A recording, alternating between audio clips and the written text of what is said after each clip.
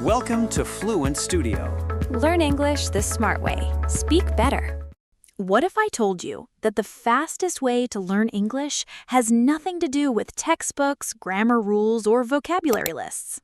And what if I told you you've been using this method your whole life in your own language without even knowing it? If that sounds surprising, stay with us, because today, everything might change for you.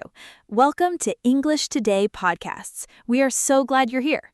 Truly. So wherever you are right now, sitting, walking, resting, just take one slow breath. Let your shoulders drop and just listen.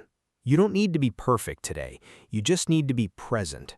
Today, we're going to learn English through something that every single human being on this planet understands, a story. And before you think, oh, stories are for children, stop right there. Stories are not for children. Stories are for every human brain. Scientists have actually discovered that when we hear a story, our brain lights up in a completely different way than when we study a grammar rule. When you study grammar, your brain works hard. When you hear a story, your brain comes alive. It starts feeling, imagining, and remembering. And that's exactly when language enters deepest. So here's what we're going to do. We're going to tell you a short, simple story. And as the story moves forward, we'll pause, we'll talk about the language inside it, and we'll help you feel the English, not just understand it. There's a big difference. Are you ready? Good, because this story, it might sound familiar. The story is called One More Try.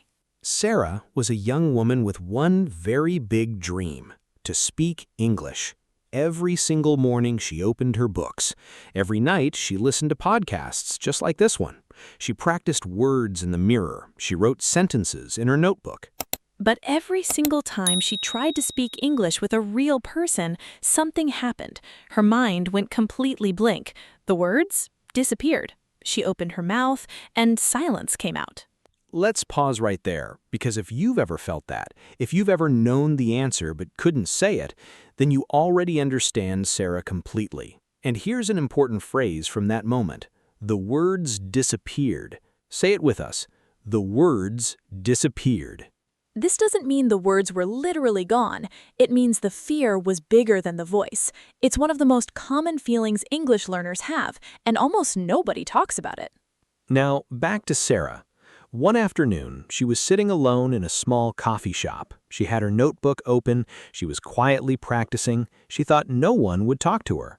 Then, a woman sat down at the table next to her. She looked friendly. She smiled warmly, and then she said, "Excuse me, do you know what time it is?" Sarah's heart jumped. Suddenly, everything felt louder. The coffee machine, the people around her, her own breathing. She looked at her phone. She knew the answer. She knew exactly how to say it.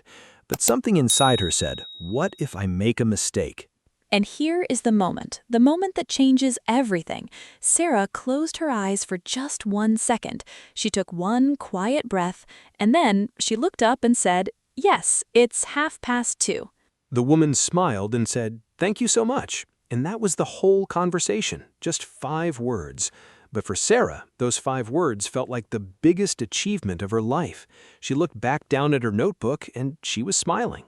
In English, we have a beautiful phrase for that feeling. It felt like flying. Something small, but the feeling inside was enormous. Let's say it together. It felt like flying. Use this phrase whenever something small gives you a huge feeling of happiness or freedom.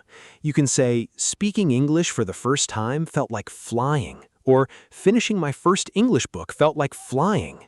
Now, here is the lesson hiding inside this story, and this is the part most people miss. Sarah was not fluent. Sarah was not confident. Sarah was actually afraid, but she still spoke. And that one small moment, that one brave breath, changed the story completely. In English, there's a saying, "Done is better than perfect." It means a small, imperfect try is always more powerful than a perfect answer that never leaves your mouth. Say it with us. Done is better than perfect. Now, let's bring this to life with a short role play. Imagine you are Sarah. You're sitting somewhere, a cafe, a waiting room, a bus. Someone sits near you. What happens next? I'll be the stranger, you be Sarah. Let's go. Okay. Hi, Sorry, is this seat taken? No, not at all. Please sit down. Thank you so much. I'm Mia, by the way. What's your name? I'm Sarah. Nice to meet you. Nice to meet you too, Sarah. Are you from around here? No, I'm still learning English, actually, but I'm trying my best. And right there, that last line, I'm still learning, but I'm trying my best. That sentence does something powerful. It's honest, it's open, and people, real people love that honesty. It doesn't make you look weak, it makes you look human, and humans connect with humans. Repeat after us slowly. I'm still learning, but I'm trying my best. One more time. I'm still learning, but I'm trying my best. That one sentence could open a door to a whole conversation, a whole friendship, maybe even something that changes your life. Now, your practice task for today. Just one small thing. Find one moment today or tomorrow and speak one English sentence out loud to a real person. It could be, "Good morning." It could be, "Thank you so much." It could even be, "Excuse me, do you know the time?" That's it. One sentence, out loud, to a real person. And if your heart jumps a little when you do it, that's not a bad sign. That's the feeling of growing. Sarah's heart jumped too, and she still did it. Here's something nobody tells you. Every single fluent English speaker you admire was once exactly where you are right now. Afraid, unsure, searching for words. The only thing that made them different was they tried one more time. You are not behind. You are not too slow. You are not too old, too shy, or too late. You are exactly where your journey needs you to be.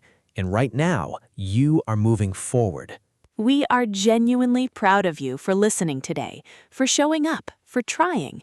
That already makes you different. The story of your English journey is still being written.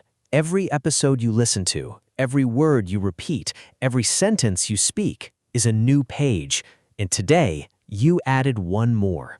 We'll be here in the next episode waiting for you. Until then, try this today. Speak one sentence. Take one brave breath, just like Sarah did. You've got this. Take care, everyone. Goodbye for now.